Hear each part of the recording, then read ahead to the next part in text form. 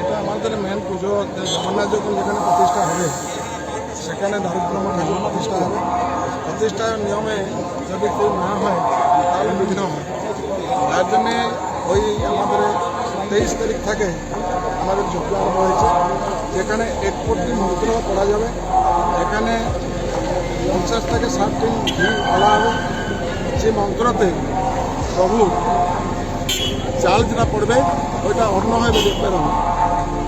ওই হলো জগন্নাথের পরম্পরা বিধি। ওই বিধিতে আমরা প্রভুর কাজ করছি।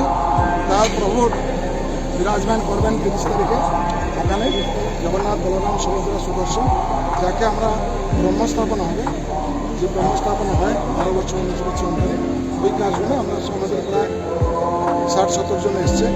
সব দলিতরা এসছে, অন্যরা এসছে, সব হবে, ধ্বজাবন্ধা হবে।